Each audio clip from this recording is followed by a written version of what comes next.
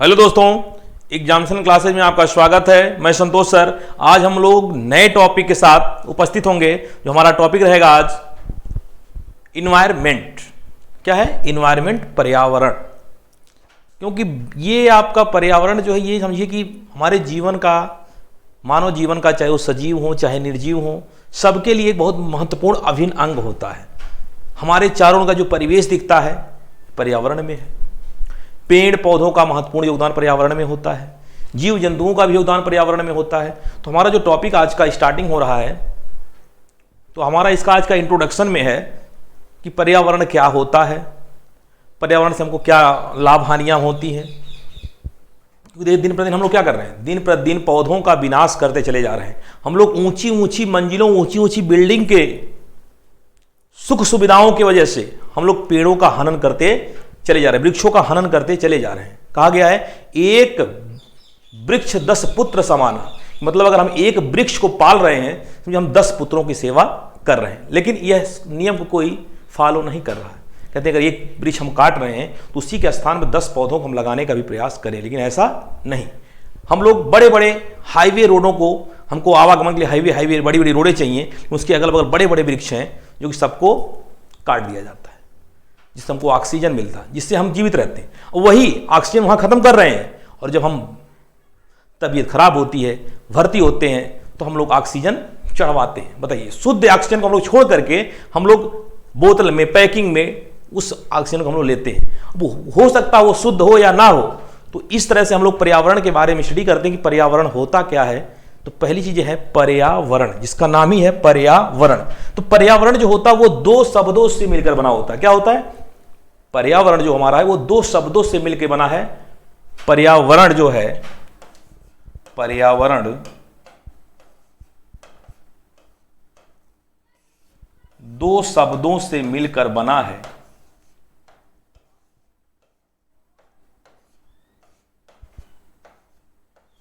दो शब्दों से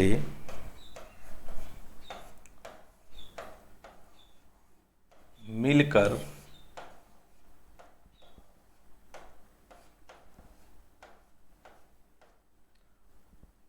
बना है। 2 शब्द कौन कौन से हैं? एक है परि,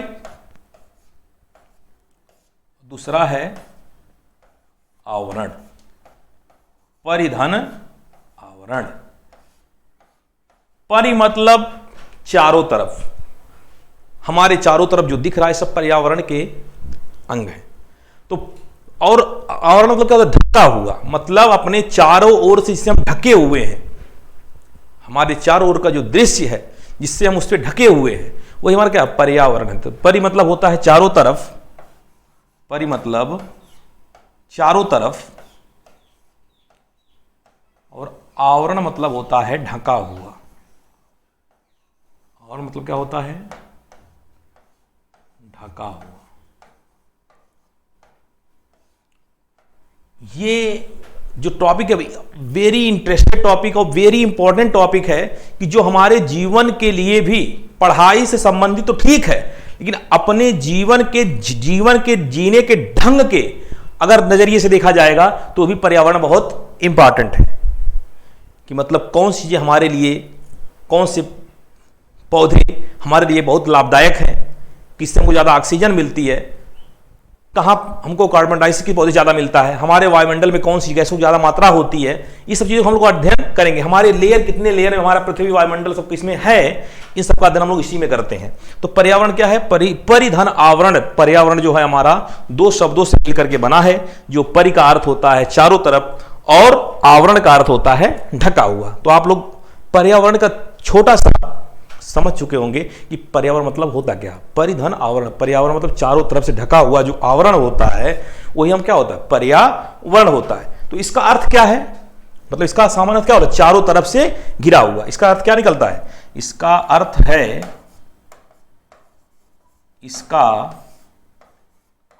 अर्थ है कि, इसका अर्थ है कि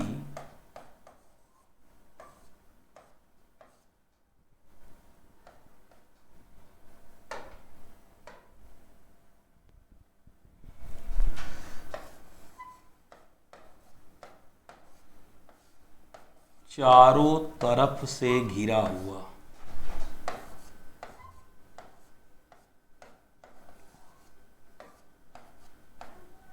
चारों तरफ से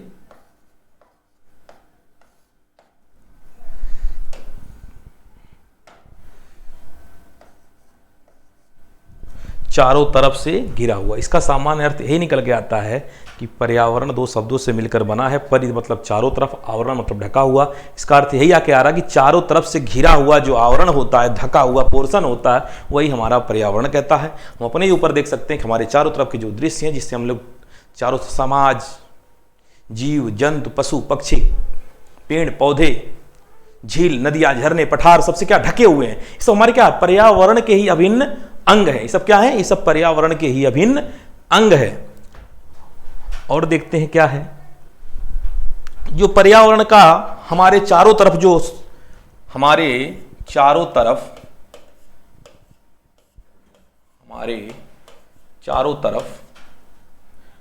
सजीव और निर्जीव से मतलब नहीं है। हमारे चारों तरफ क्या है? हमारे चारों तरफ सजीव तथा निर्जीव। भाई कुछ चीज सजीव भी हैं, निर्जीव भी हैं। ये सब क्या है? इन सबसे हम क्या है? वस्तुओं से मिलकर के ही पर्यावरण का निर्माण होता है। मतलब हमारे चारों तरफ जो सजीव तथा निर्जीव हैं, उन्हीं के द्वारा क्या होता है? मिल करके पर्यावरण का निर्माण होता है। तो हमारे चारों तरफ सजीव तथा निर्जीव वस्तुएं, सजीव तथा निर्जीव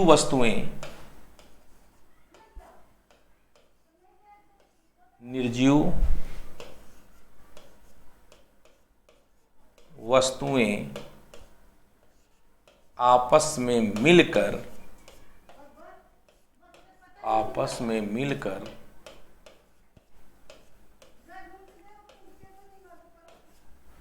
पर्यावरण का निर्माण करती हैं।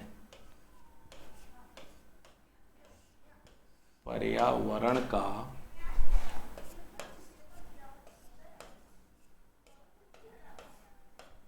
निर्माण करती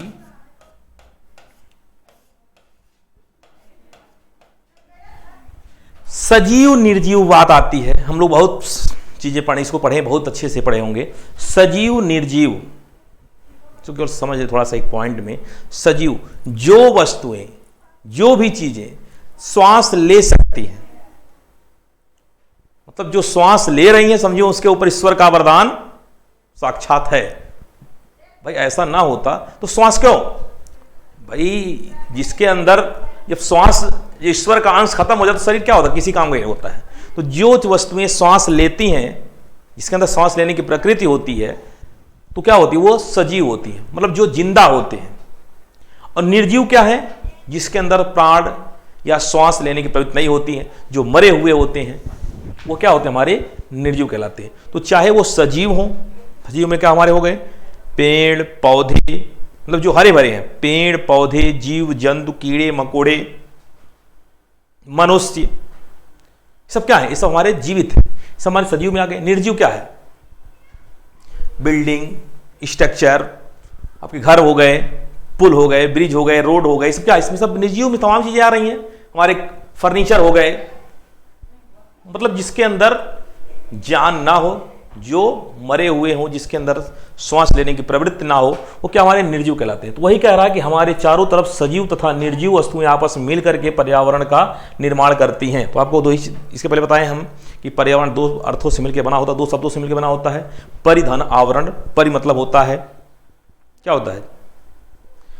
परिधन आवरण, परि मतलब चारों तरफ, आवरण मतलब ढका हुआ। तो हमारे चारों तरफ जो सजीव तथा निर्जीव वस्तुएं मिल करके क्या करती हैं? पर्यावरण का निर्माण करती हैं। क्या करती हैं? पर्यावरण का निर्माण करती हैं। तो आशा करती इतना समझ में आया होगा आपको। अब आगे देखते हैं हम लोग कि पर्यावरण का व्यापक अर्थ क्या है।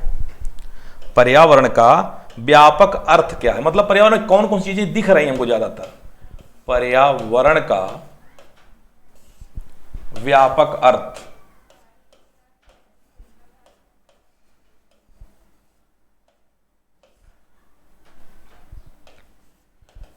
जो हम लोग जियोग्राफी भूगोल पढ़ते हैं उसमें क्या होती है? ज्यादातर नदी, पठार, झील, झरने, सब क्या, हिमालय पर्वत पहाड़ सब क्या आती हैं, सब इन चीजों का स्टडी करते हैं। तो उसमें क्या आपका जो आप व्यापक अर्थ के रूप में देखा जाए तो क्या आते हैं इसमें, आपका पठार, मैदान, घाटी, हवा, पानी, पेड़ पौधे सब क्या है, पठार, घाटी, नदियां, झीलें, पेड़ पौधे,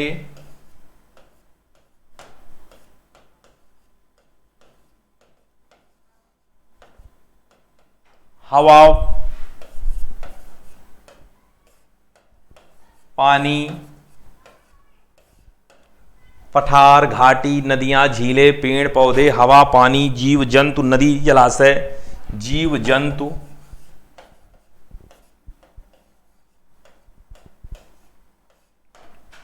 नदी, जलाशय, पानी, जीव जंतु, नदी, जलाशय, पेड़ पौधे, ये सब क्या, तालाब, वायुमंडल, जलमंडल, स्थलमंडल, जलाशय, तालाब, जलमंडल, वायुमंडल, स्थलमंडल, जलमंडल, वायुमंडल तथा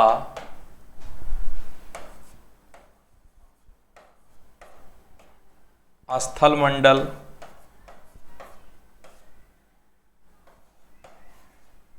मतलब और भी चीज क्या, ये सब इन्हीं सब से ज्यादा क्या हम घिरे हुए किसी तरफ से, इसी सब चीज घिरे हुए हैं और हमारी चारों तरफ क्या है, यही सब तो आपको देखने को मिलेंगे और कुछ थोड़ी नया चीजें मिलेगा आकर देखने को। भाई पहाड़ होगा, घाटियां होंगी, नदियां, कई नदियां जुड़ी हुई निकली हुई हैं, झीलें हैं, पेड़ पौधे हैं, हवा पानी, जीव जंतु, पेड़ पौधे, नदी जलाशय, तालाब, जलमंडल, वायुमंडल, स्थलमंडल, ये सब क्या है, यही हमारे क्या पर्यावरण के व्यापक अर्थ हैं, यही हमारे चारों तरफ विस्तृत रूप से फैले हुए हैं। तो भाई पर्यावरण और क्या चीजें हैं जिससे हम लोग बताए हैं पहले ही आपको, जिससे हम लोग ढके हुए हैं, जो हमारे चारों तरफ फैला हुआ है, जिससे हम उसमें आवरण में बंधे हुए हैं, वही हमारा क्या है, वही हमारा पर्यावरण है। तो पर्यावरण क्या है, पर्यावरण के व्यापक अर्थ, इसके बारे में हम लोगों ने जाना। अब हम लोग कुछ चीजें देखते हैं कि पर्यावरण संरक्षण जो अधिनियम 1986 के द्वारा धारा 29 के अनुसार कुछ चीजें बताई गई हैं, क्या होता है देखते हैं। कुछ चीजें इसमें बताई गई कि संरक्षण, भाई अगर हम लोग बचाएं ना, कहते हैं कि लोग दुनिया का ऐसे टिकी नहीं है, दुनिया पे कुछ अच्छे अच्छे ऐसे लोग भी हैं जिससे हमारा क्या ये चल रहा है, नहीं तो अगर सब लोग विनाश करने पे उतर जाएं तो ये बचेगा कहां पे। तो अगर हम लोग कुछ लोग पर्यावरण को विनाश कर रहे हैं, पर्यावरण संरक्षण अगर ना होता तो क्या होता है, ये सब कुछ समाप्त हो जाता। भाई अगर पेड़ कोई लगाता ही नहीं तो क्या होता, किसी दिन पेड़ पौधे बचते, सब एकदम साफ हो जाते। लेकिन कुछ ऐसे लोग भी हैं कि जो उसके बचाने के लिए, उसके बचाव के लिए कुछ ना कुछ नियम बनाते हैं, मतलब कैसे क्या उसको बचाया जा सके, जिससे विनाश होने से बच सके। तो उसी के आधार पर पर्यावरण संरक्षण अधिनियम जो बनाया गया 1986 के धारा 29 के अनुसार, उसमें क्या बताया गया कि पर्यावरण में जल, वायु तथा भूमि और अंतर संबंध शामिल है। मतलब इनको जल, हवा, भूमि, इन सबको क्या करता है, एक दूसरे से क्या कनेक्ट है। भाई धरती है, जल है, धरती है, उसमें पेड़ पौधे लगे हुए हैं, उससे कुछ वायुमंडल बनता है, वायु उत्पन्न होती है, और अगर वही पेड़ पौधे ना हो, जल ना हो तो वो वाष्पीकृत नहीं होंगे। अगर वाष्पीकृत नहीं होंगे, ऊपर नहीं जाएंगे, तो वहां पर क्या हो, वायुमंडल ना हो तो भाप नहीं बनेंगे, वाष्प नहीं बनेगा, वहां बादल नहीं बनेगा, फिर बारिश नहीं होगा, तो जल का भी अस्तित्व खत्म हो जाएगा। तो ये प्रक्रिया का ये चक्र जो है हमारा, जल, भूमि, वायु, सबका जो अंतर संबंध है, इन सबका अगर संबंध थोड़ा सा भी डिस्टर्ब होगा तो क्या पूरा डिस्टर्बेंस हो जाता है। जैसे अभी हम लोग कोई एक चीज रूटीन से काम ना करें तो तुरंत मौसम का इफेक्ट पड़ता है, हमारे शरीर पर प्रभाव डाल देता है। तो वही अगर आप उसके मौसम के हिसाब से अपने को ढाले रहेंगे तो हमको दिक्कत नहीं होगा। तो वही चीज कह रहे हैं कि इन जिसका एक दूसरे से लिंक है, अगर एक भी डिस्टर्ब हुआ तो सबको डिस्टर्ब कर देता है। तो वही कह रहा कि जल जो है, जल, भूमि, वायु, इन सबका अंतर संबंध होता है, इनको हमको बचाना है।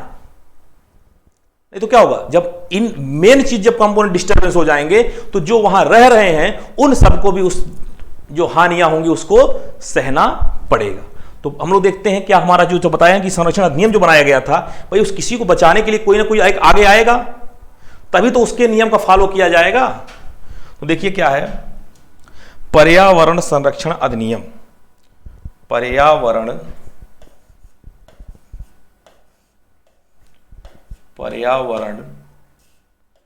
संरक्षण अधिनियम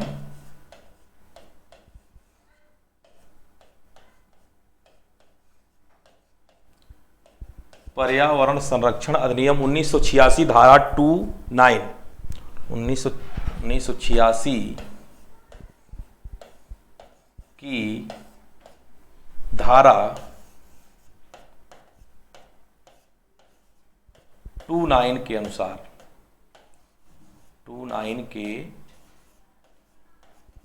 अनुसार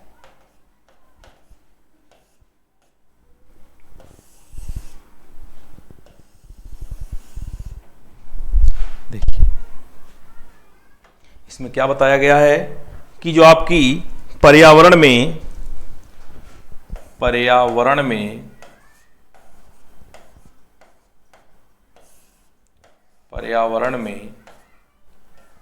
जल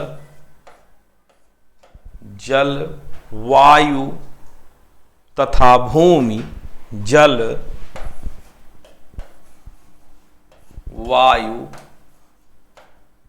तथा भूमि के बीच क्या है, अंतर संबंध। जल वायु तथा भूमि के बीच क्या है, अंतर संबंध शामिल है। जल वायु तथा भूमि के मध्य, भूमि के अंतर संबंध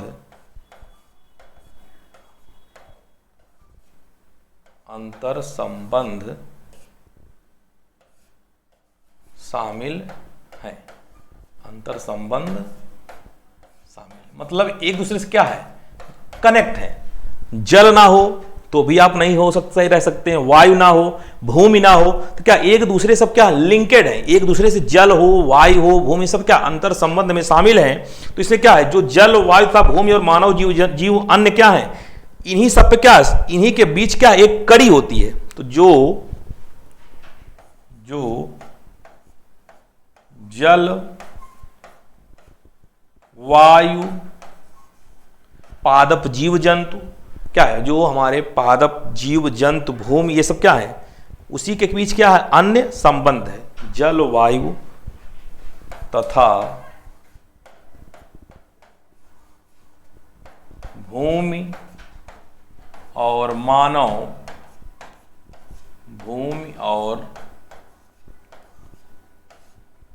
भूमि और मानव जीव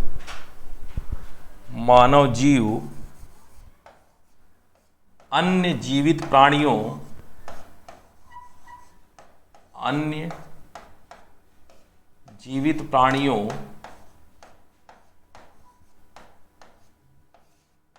मानव जीव अन्य जीवित प्राणियों पादप जंतुओं क्या है, पादपों सूक्ष्म जीवों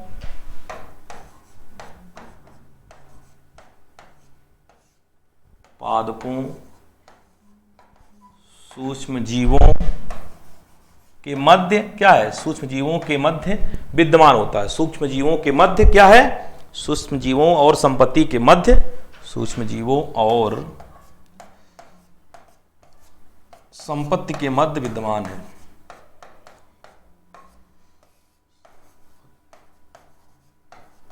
के मध्य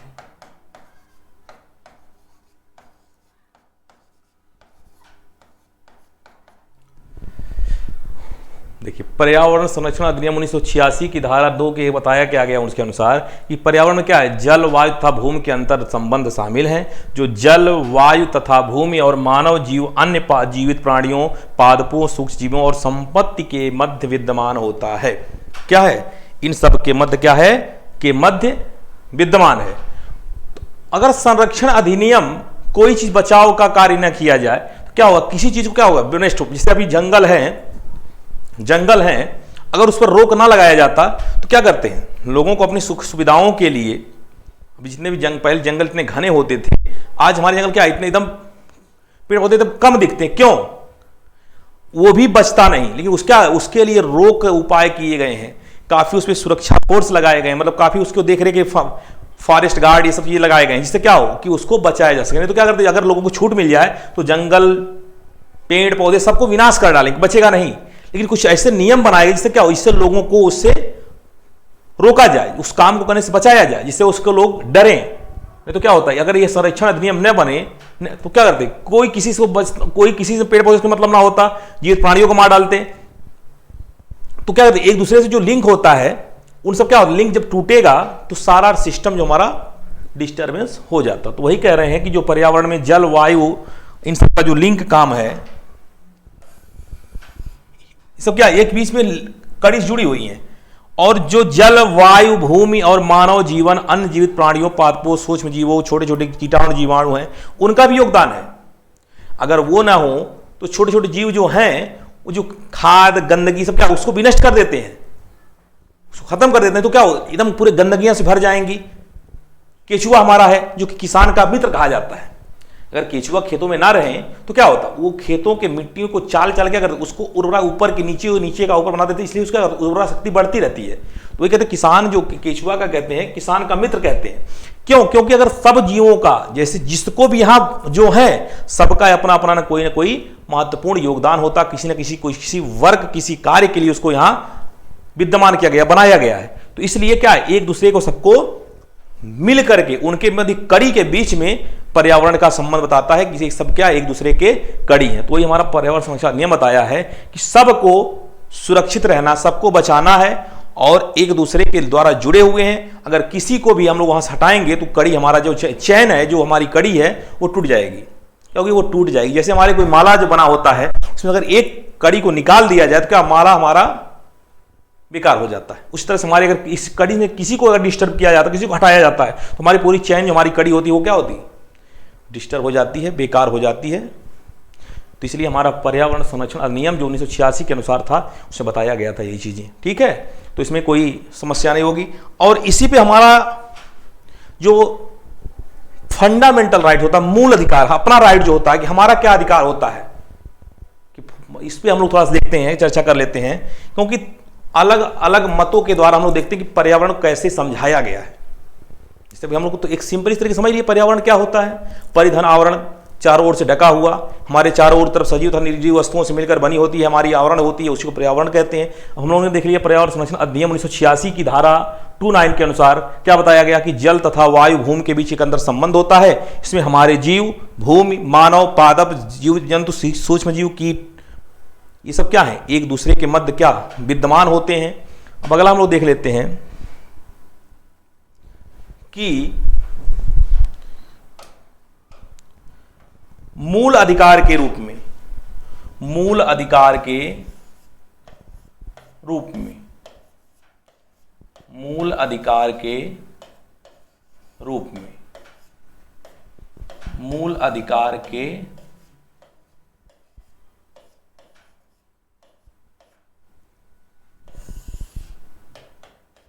मूल अधिकार के रूप में। अब यहां से थोड़ा सा बात आ जाता है कि मूल अधिकार कहां से लिया गया। आपके पॉलिटी के हैं तो मूल अधिकार लिया कहां गया था, मूल अधिकार कहां से लिया गया, अमेरिका से। मूल अधिकार कहां से लिया गया है, अमेरिका से। ये भी आपका पूछता रहता है, तो आपको यहां उससे कोई डिस्कस ज्यादा नहीं करना है कि मूल अधिकार कहां से लिया गया। मूल अधिकार अमेरिका से लिया गया। अब मूल अधिकार होता क्या, ये भी जानना है कि क्या होता है। जो अनुच्छेद 21 आप लोगों ने पढ़ा होगा पॉलिटी में, क्या होती है वो निजता का अधिकार होता है। क्या होता है, निजता का अधिकार होता है। तो क्या होता है, प्रत्येक व्यक्ति की पर्यावरण प्रदूषण के विरुद्ध संरक्षण का अधिकार है। अगर कोई गलत कर रहा है तो उसको आप रोक सकते हैं, उसके विरुद्ध आप रोक सकते हैं, उसको बचाने का प्रयास कर सकते हैं। ऐसा नहीं है कि भाई पौधे दूसरे का है, अरे काटने दो, क्या दिक्कत, हमारा क्या जा रहा है, आपका जा रहा है भाई, पौधा वो काट लेंगे, उससे क्या, उससे जो ऑक्सीजन या जो भी हवाएं मिल रही, उससे जो शुद्ध ऑक्सीजन मिला उससे सबको मिला ना। तो किसी एक का पौधा है लेकिन क्या है, नुकसान तो उससे सबको मिलेगा।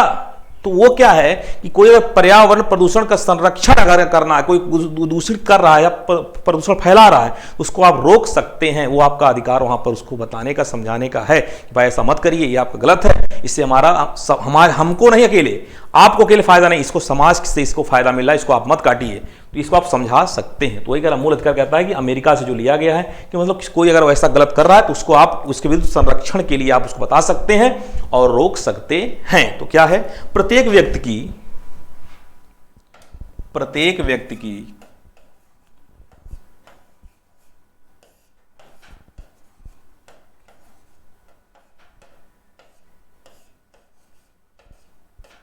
व्यक्ति की पर्यावरण प्रदूषण संरक्षण, प्रत्येक व्यक्ति की पर्यावरण प्रदूषण संरक्षण के विरुद्ध, पर्यावरण प्रदूषण प्रदूषण के विरुद्ध संरक्षण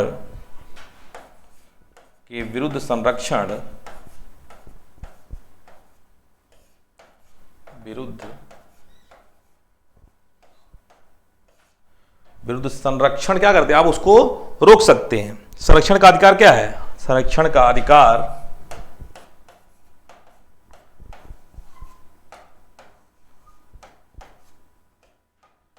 अनुच्छेद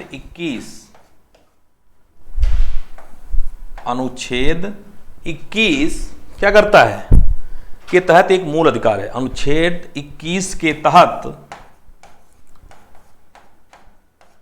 एक मूल अधिकार है।